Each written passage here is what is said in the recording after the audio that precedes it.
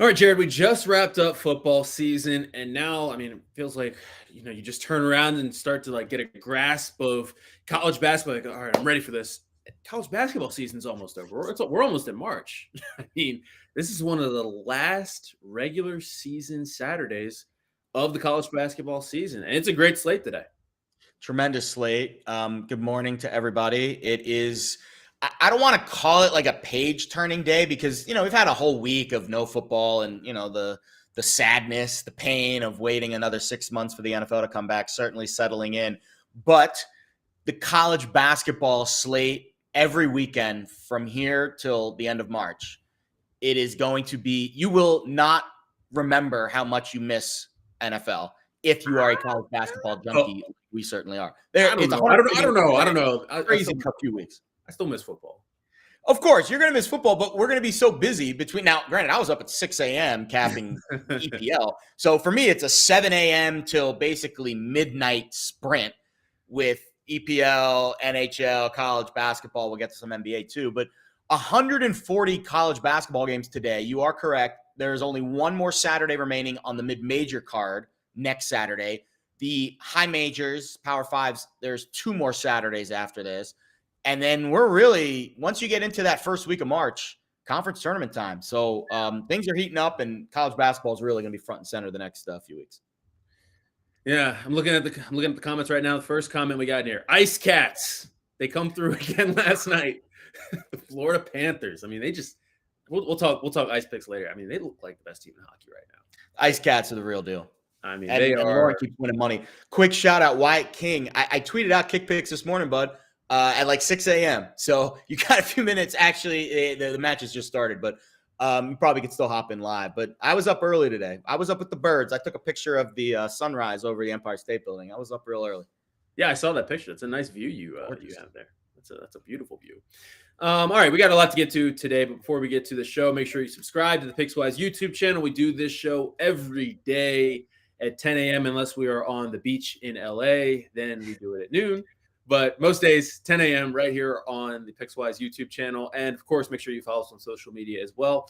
And download the Pickswise app, available in the Apple App Store and on Google Play, so you don't miss out on any of the great content like Jared's columns. He puts out great columns throughout the week, touching on a whole lot of different sports, kick picks, college basketball. We just wrapped up football season, so a lot of great stuff on the Pickswise app as well. On today's show, we're going to get into some NHL Ice Picks. We got Dan Servodidio. We're going to talk college basketball. And then, of course, we're going to finish things off with our plays of the day. So without further ado, let's bet it. And Jared, I'm not going to lie to you, don't have any Ice Picks today. I have no Ice Picks. I put together a little personal parlay last night. It actually cashed for me 8-1. Nice. Yes, my Ice Cats were in there. The Ice Cats are hot. And the Canes. The Canes came through for me last night. So 2 big wins. Didn't really have to sweat those plays out, and a couple college basketball plays in there. Monmouth. That was an unnecessary sweat. Put me through last night. But nonetheless, we cashed. We're good. But Ice Picks today. You got anything you're looking at? Yeah, so I'll give you 3 games that I looked into, and I would say I have leans on all 3, but I have reasons why I held off on all 3, which I'll obviously share. Let's start with the Oilers and the Jets. Oilers front end of a back-to-back. They play against the Wild tomorrow. That's the first part of the handicap. Front ends of back-to-backs can be tricky sometimes. And that's the reason why I'm probably laying off, because in my opinion, the Oilers may be hottest team in the NHL right now. They've won 4 straight since Jay Woodcroft took over as interim manager. So the momentum is on Edmonton's side, but tough spot tonight on the road at the Peg, front end of a back-to-back. And when I look at this Winnipeg team, they've scored 11 goals in their last 2 games, 5-3 win over the Kraken, 6-3 win over the Wild. Prior to that, they lost 3-1 to the Blackhawks, and then they beat the Preds 5-2. So it's like you lose a game to the Blackhawks, who are terrible. You blow out the Wild, who are really good. You blow out the Kraken, who are really bad, and then you beat the Preds, who are also really good. So the results have been all over the place for Winnipeg. I would lean Jets at home, and we're seeing the money line kind of move in that direction. Home dog with Winnipeg tonight. But it's tough to get in front of this Oilers team. Their last 4 games since Woodcroft took over as manager or as a head coach, 7-3, 5-2, 3-0, 3-1. allowed 3 goals or less in all 3, and scored 3 goals or more in all 3. So it's just kind of, I see a little value on both sides. So I would lean Jets money line plus money at home, but I'm staying away. Kraken at the Flames. Man, this Flames team is so hot. I think we can bet on the Flames every night. And are the Flames one of our teams now? We're going to add the Ice Cats and the Flames? I think they are. And I talked to this, I have my hockey source where I don't watch. I watch a lot of hockey, but he's like a hockey player. He watches like an insane amount of hockey. And he said that the Flames are his sleeper team in the West right now. They're like 16-ish, 20-ish to 1 to win the cup. And they haven't lost since January 27th. I have cartons of milk in my fridge that are older than that. And I just think the Flames are so hot right now, to use a pun. 12-4-4 at home this year. They've allowed the fewest goals at home in the entire league, but the price is absurd. They're like laying $3 on the money line tonight. So I like the Flames. I would lay it on the puck line, but I don't like laying minus money on a -1.5 puck line. And these money lines, they are pricing the Flames like they are one of the best teams in the league. We have a comment in the chat I want to get to about a different game here. Okay. Kind of along the home dog, big money line. We're looking at the Avs-Sabres game. Sabres on the 3-way money line. I think this was a joke. Plus 550.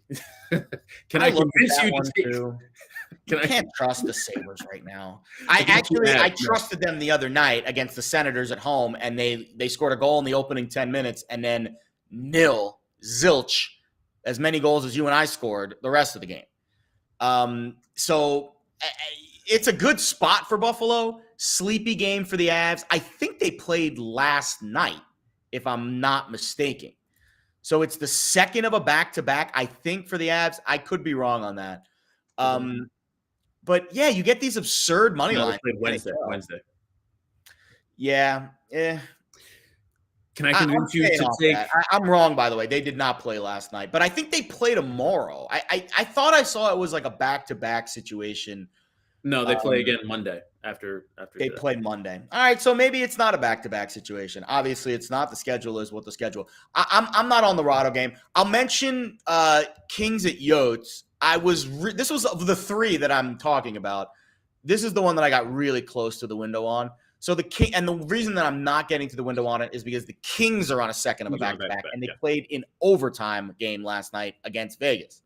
But the Yotes haven't played in a week, which I lean to the negative on that. Prior to that, they actually played the Lightning pretty tough. They beat the Kraken, which is their only win in February.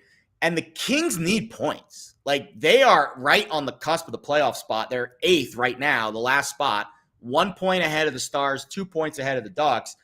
And they have a huge edge in goal. Karel Vejmelka, a rookie, has been the starter for Arizona lately. Good luck finding info on him, besides the fact that he's a minus 9.3 goals saved above expected. And this is also a revenge game where the Kings lost to the Yotes earlier this season at home in LA. So now we're in the desert. The Kings, but again, the price is absurd. They're like a minus 200 favorite on the road. It's really tough to get to the window on that. The 3 ways like minus 115, minus 120, I would consider that. But second of a back-to-back, laying money on the 3-way, I think it's a good pass day for me in the NHL. But it's not a pass day on the hardwood. A lot of college basketball. Before we bring Dan in, I want to talk to you about some of your. I don't want to say these are. You like to dive in the dumpster. We'll take a look at your dumpster dive. So what are your games that are of the mid-major kind? What do you want to start with, a side or a total? I want to start with the side. I like side. All right, let's go up to Hawk Hill in Philly, and St. Joe's hosting Dayton. I'm gonna take 7 with the Hawks. So the Flyers are, and we've been on Dayton before. We were on Dayton earlier this week when they faced Rhodey. I think that was on Monday night. Right. And I think when you look at this Flyers team, yeah, they're a tough group. They really are. I think they're an athletic team, but they turn it over a lot. 311th in non-steal turnover percentage. And they're a team that relies heavily on the 3. 36.5% this year, 52nd in the country in three-point shooting. They made 11 of them against Rhodey, and they turned it over just 9 times. So they made all their threes, and they didn't turn it over a lot, which is their bugaboo, but they still only won by 6 at Rhodey. And Rhodey is kind of an average middling team this year. I would put St. Joe's in the same category. To me, Dayton on the road is a different team shooting threes. They only average 7 threes per game on the road, and they average 13 turnovers per game on the road. They were below those numbers. They had fewer turnovers, more three-pointers against Rhodey, and still barely covered that short spread. Wouldn't have covered this spread 7 against the Hawks. St. Joseph's lost their last 3. That's not good, but they took Davidson to overtime, who's arguably the best team in the A-10. They took Mason to overtime as well, lost that game, and then they lost at UMass by 2. So they lost 3 in a row, but they're not far off on these games, and I like their defense. 92nd in EFG percentage on defense. They're also a team that likes to speed you up on defense. 18th in fewest time. They adjust the tempo on defense, meaning they get into you defensively. They'll press you. And I think they're going to speed up Dayton here and force a lot of turnovers. And I would say moneyline sprinkle for sure, but definitely take the 7. I also see Oral Roberts, North Dakota. I love seeing Oral Roberts on the card every time. What are you looking at in that game? Max Asmus is a dude. He's a dude. We knew that. We knew that from the tournament last year. Dude, monster. But Oral's coming off a really tight game, one that they lost. Their fewest points and fewest possessions of the season. 59 points. 64 possession game against North Dakota State. Very rare for an Oral Roberts team to be held to under 70 possessions in a game. Prior to that, though, here are their point totals: 91, 88, 85, 89, and then 100 in their last 5. So, again, this is an Oral Roberts team that pushes tempo. They're coming off of one of their lowest scoring games of the season. North Dakota. So they just played North Dakota State, who's really good, one of the best teams in the Summit. Now they play North Dakota. It's like, in the same state, but not in the same zip code in terms of talent. 354th in defensive efficiency, 339th in defending the 3. The key to this total, we're going over 156.5. The key is going to be, can North Dakota hit their average in threes, which is about 8.5 per game? So I'd say yes, because they're at home, and that means I'm going to push this over 156.5. So St. Joe's plus 7, or Roberts, North Dakota over 156.5, and we'll save my third play for POD. Yes, sir. All right, let's bring in Dan Servodidio, lead college basketball and college football analyst for Fantasy Alarm. Dan, as always, thank you for joining the show. Yeah, what's up, guys? Thanks for having me on again. Yes. Appreciate you. All right, so you just heard Jared's dumpster dive picks. What are your quick thoughts on those? Well, listen, I'm a Philly guy, so I gotta go with the St. Joe's there. I mean, that's Hawk Hill. Let's go. Hawk will never die. Let's keep flapping. That guy flaps his wings. That mascot flaps his wings a million times in the game. All right, well, listen, before we get into the picks, I just want to give a quick shout out to my former camper, Julian Reese. Big game last night for him, and the big win for the Terps last night. Oh, yeah. Nebraska. Maryland having a rough go, but Julian Reese coming through, big 13 points for him last night. Let's stay with the Big Ten, though. Let's start with Illinois at Michigan State. This is a little bit of a tricky game here because, you look at this. Illinois beat Michigan State earlier this year without Kofi Cochran. Remember that. Michigan State lost 3 of their last 4, but Illinois looking to come back, and they're going to be motivated for this one after losing to Rutgers earlier in the week. Illinois laying 2 points. So Michigan State home dogs. Dan, what are your thoughts on this game? I have some thoughts. Yeah, it's gonna be. I could see this going either way, win wise, cover wise. So I'm going with the under though. I just think it's gonna be one of those grinded out Big Ten battles.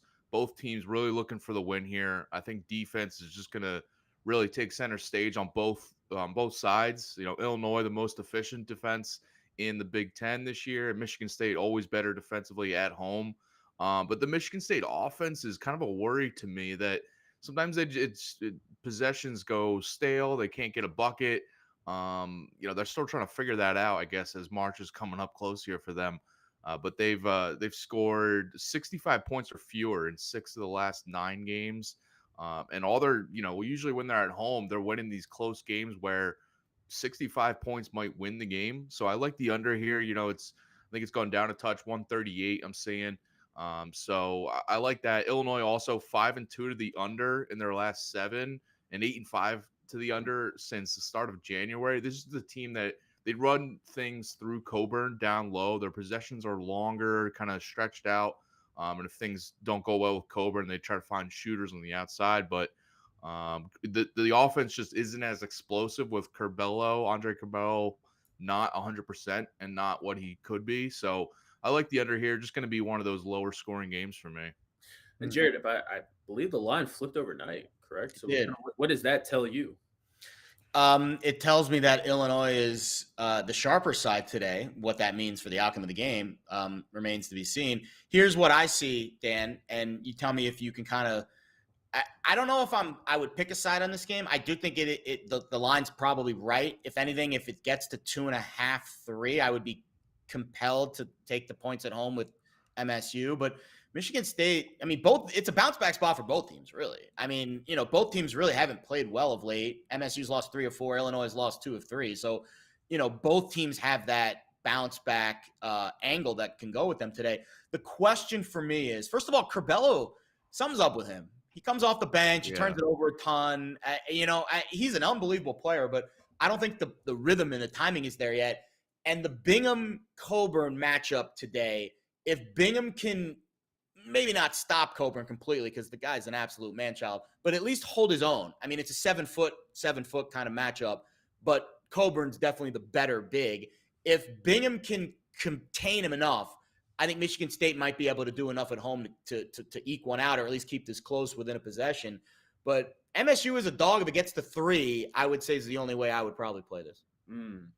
Yeah, I do. One quick note on that one was that, I mean, Izzo's the kind of coach where he's gonna throw guys at Coburn to try to maybe get him in foul trouble, maybe just frustrate him, road environment. So, at halftime, if Michigan State's winning and by a few points, I wouldn't be surprised, until maybe Coburn figures things out.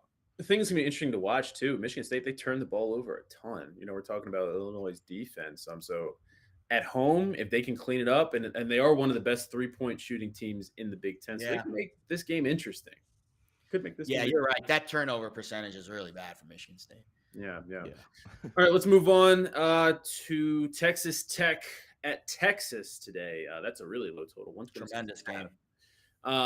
Texas Tech catching 3.5 points on the road. Both teams rank inside the top 20 in fewest points per game allowed in the country. Texas ranks number 2 in the country in that category. So a low total at 126.5. Can I convince either of you to take the under in that game? I'm staying away from the under there. I like Texas here. This is one of my favorite spots of the day. We know what happened down with Texas Tech earlier this year. Kind of Chris Beard's first time back at that stadium, raucous environment, and Texas lost by double digits in that one. I think they're going to get this back. This is a big revenge spot for them. And Texas is a much better team than they were then and than they have been all year. This is a team that's just been coming together lately. It's basically a team made up of all transfers, and they've been trying to figure out, Beard's coaching system and where everyone fits in. But people are starting to buy in. This team is really starting to buy into what each person's role is. Not one person's getting too high. They're figuring things out with Timmy Allen. I really like how he's been playing lately. Just been a big play for them. So I do like Texas here to win, fairly comfortably. Texas Tech's always a tough team. They've been covering spreads all year, but they also probably without Kevin McCullough, one of their better ball handlers and offensive playmakers today. So I think that's going to be a big deal on the road here. So I'm taking Texas here. Are we all in Texas, Jared?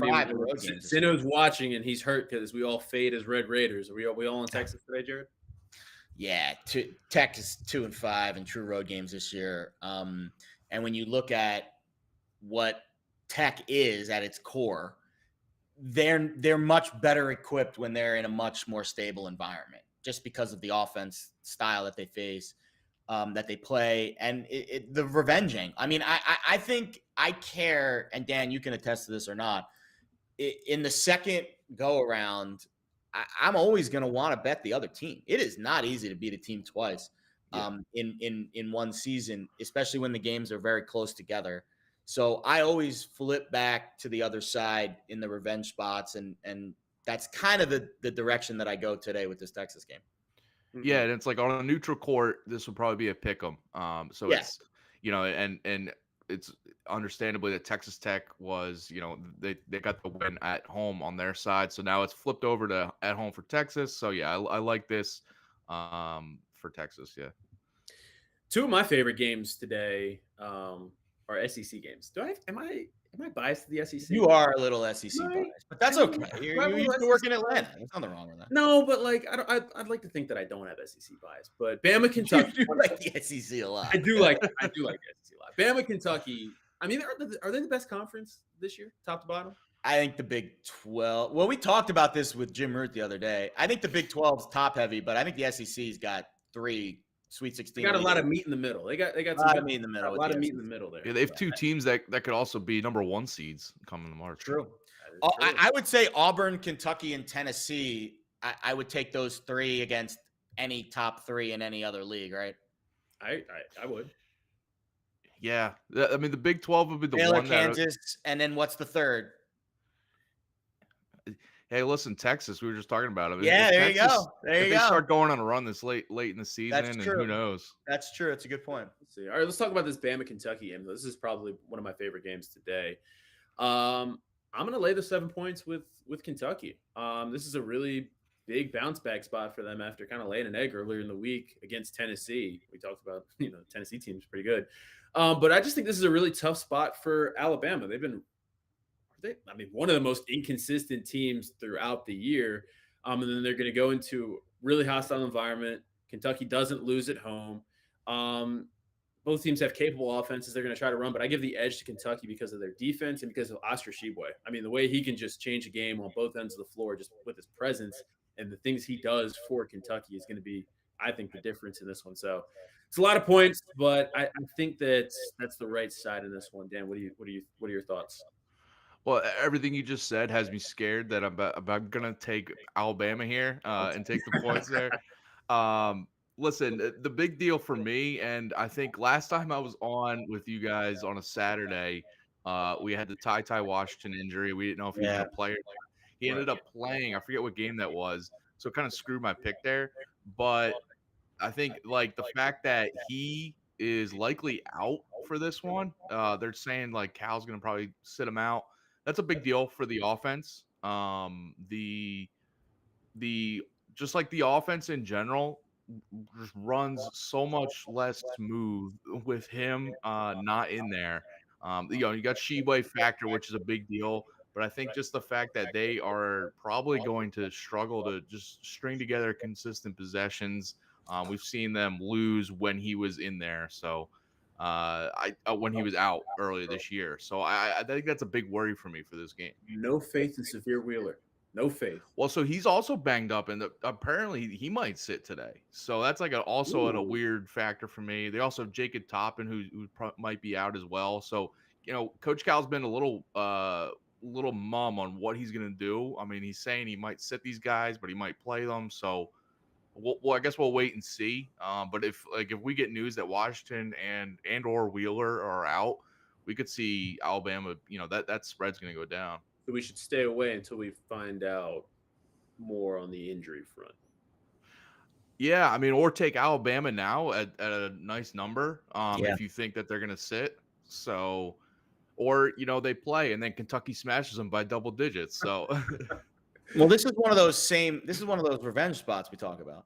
And it's one of those revenge spots where Alabama lost at home in the last matchup. Mm-hmm. And to me, that's where you get the most extra cheddar cheese sprinkles there when you lose the home matchup the first time around and then you go on the road. To me, that's where you get the best value on the team that lost that first matchup at home. I will say this about Alabama. They did lose that first game, but they shot 3 of 30 from 3. I know it's not an easy place to play at Rupp Arena. I'm willing to bet they shoot better than 3 for 30 today. And I think that number has only one way to go. Either Ty Washington plays and it probably stays around 7, or he sits and it goes down to 4 or 5. And I think the other key guy on Bama's side is Darius Miles, who was suspended for that first game between these two. So I would take Bama, but I think the uncertainty amongst the roster situation probably has me off the game. but I think you're getting good value if you can find Bam at 7 or 7.5. Mm-hmm. I want to switch out of the SEC for a second. We're going to get back to the SEC and talk Tennessee. Big game of the Big Ten, though. Iowa at Iowa State. Iowa State laying 5 points at home. The total is around 153 and a half. When you think Big Ten, I don't know if it's because of football or what, but for me, I just automatically think under. I think slow. I think low scoring. But that's not the case. Iowa. That's not the case with Iowa basketball, and I don't think that's going to be the case today. Dan, what do you see when you look at this game? Yeah, the under was definitely what I wanted in the Michigan State game because with just the slower pace of those guys. But the Iowa, they'll have to run. I'm taking Ohio State here. I like them to win comfortably at home. They're 5-1 against the spread at home against Big Ten opponents. And I think like the big matchup here is if Ohio State can just kind of slow down and frustrate Keegan Murray, who's been outstanding this year. He's one of the better breakout candidates all year. But Ohio State kind of has that front court to just frustrate him. Zed Key, EJ Liddell, Kyle Young, just to kind of throw different guys at him and maybe see if he on the road he kind of struggles a bit. So I like Ohio State at home here to win fairly comfortably at home. So yeah, I'm going there. You brought up EJ Liddell. Yeah, you brought up EJ Liddell. The other thing I'm looking at, Ohio State and their 3-point shooting. One of the better 3-point shooting teams in the country, and that's an area that Iowa really struggles to defend. So I think that they're going to be able to take advantage of that. That's why I like Ohio State. Excuse me, Ohio State is who I like in this match as well. Jared, what are your thoughts? Yeah, you got to look to the total here. I think it's 18-7. Sorry, 18-6. 75% of Iowa's games have gone over this year. Wow. Yeah. I'm seeing it drop. It opened 153.5. I see a 151 at DraftKings. How does one of these teams not get to 80 in this game? I don't know how one of them does not. So that would be my first look. If you're getting 151 and you really just need 80 to 72 for a winner here, that feels like a pretty decent play to the over. But if neither team, it's an early game. If neither team is hot from three, that's obviously the ticket for both offenses. Both teams are in the top 10 of offensive efficiency this year. And Iowa's got the best turnover rate in the country. So offense in this game, if this either points or it's not, Iowa State at home for sure, but Ohio State. I got you confused now. Ohio State. I'm all over the place today. But the total for me, that's the first place I look anytime Iowa plays because of that over rate that they play at. Love it. And Jared, we were talking about trends and revenge spots. Another trend we like to look at is letdown spots, and that kind of leads into the next game we're going to talk about here: Tennessee at Arkansas. Do you see this as a potential letdown spot for Tennessee after coming off their biggest win of the season against Kentucky earlier in the week? Sorry, you asked. Oh, you're asking me. Yeah, whoever. I'll throw it out to Dan. I think they're going to be up for this one. It's tough for me to pick a side in either one. I like the over with this game, though. Arkansas is a team that loves to push the pace on both ends, but especially at offense. But they just make teams match them pace-wise offensively. And I think Tennessee's a team that can do that. They've done it with teams this year in the SEC.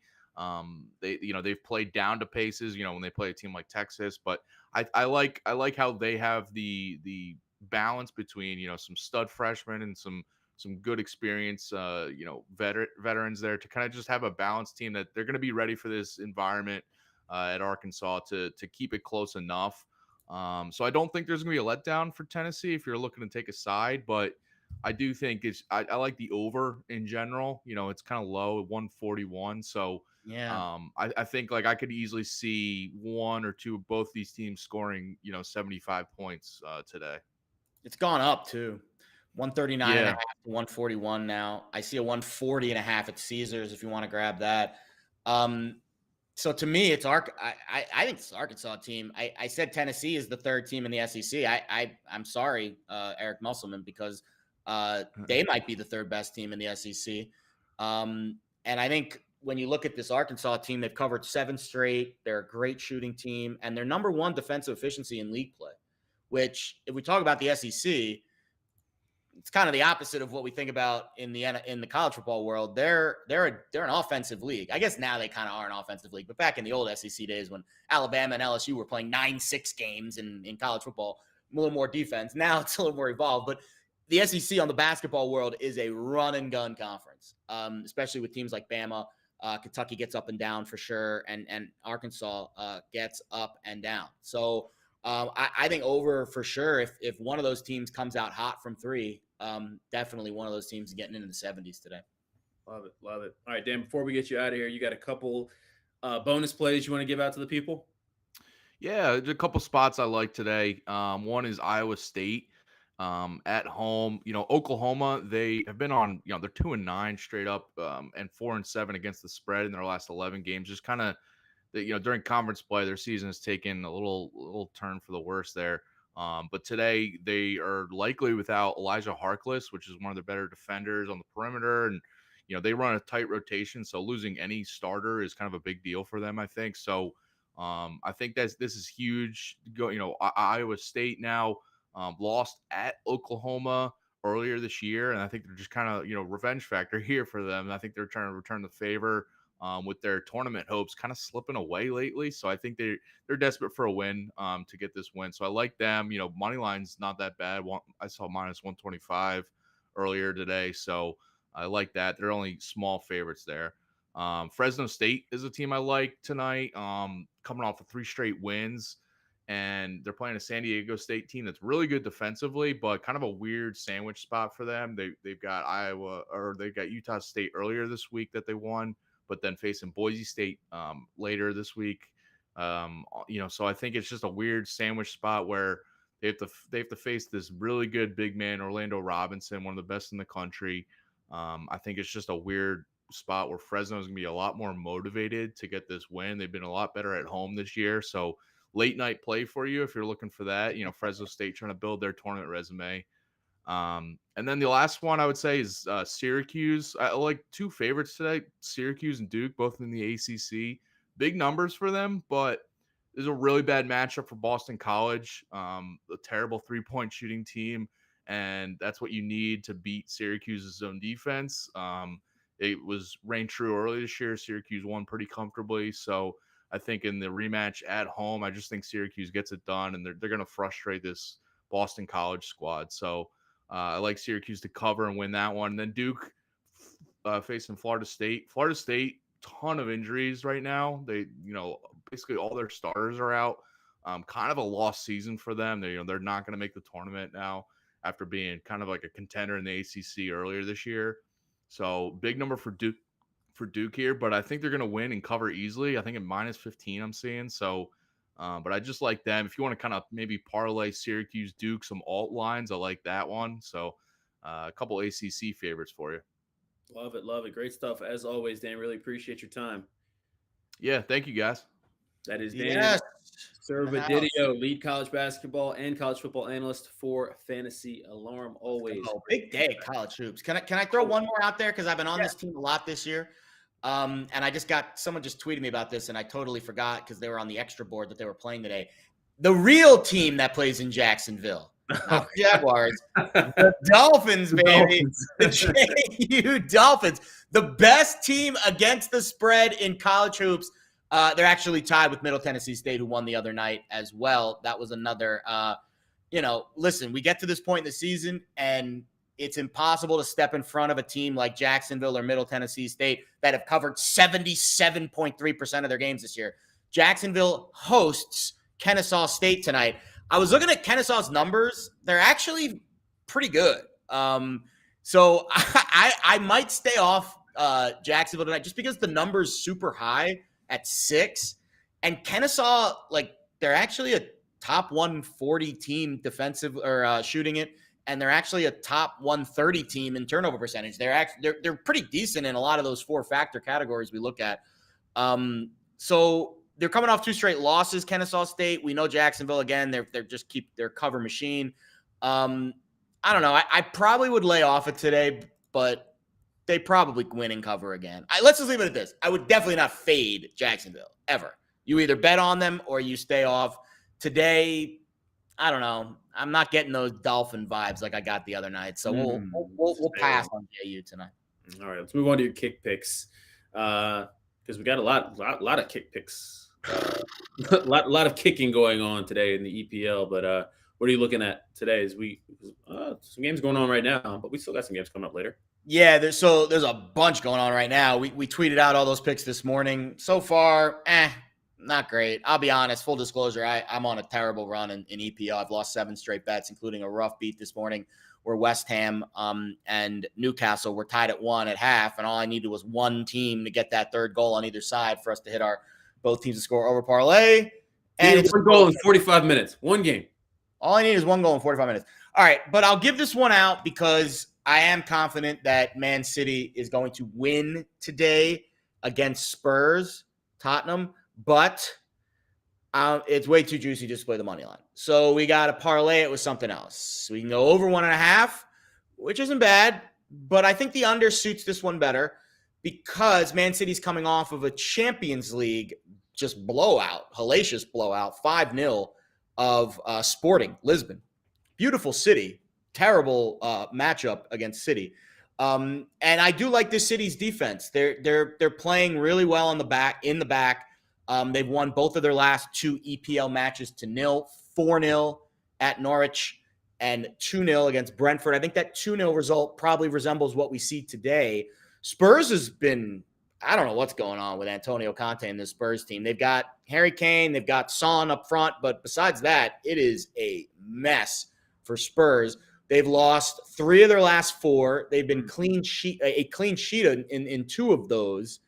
And I think the strategy for Spurs today, likely put 8 or 9 behind the ball, try to shut down City. Easier said than done. So I do think this will be a slower paced game, but I think City gets the result. I think it stays under 3.5. And I got I think it was plus 115 on DraftKings, which let me check those odds for you right now. Same game parlay? Yeah, same game parlay, plus 115 at DraftKings. City money line under 3.5. I like that. All right, let's finish things up and get out of here with our plays of the day. We got a 3-star play on the site. Let's take a look right now. So there's a couple today. Okay. There's a couple. We got Wise Guy with a college hoops pick on the Auburn-Florida game. We've got Chad Wetzel, who's a great hockey capper. He's got a puck line bet on the Avs Sabres game. You could probably guess what that is. And I haven't seen this capper's name pop up yet. Matt Marquardt with a Q, Quart.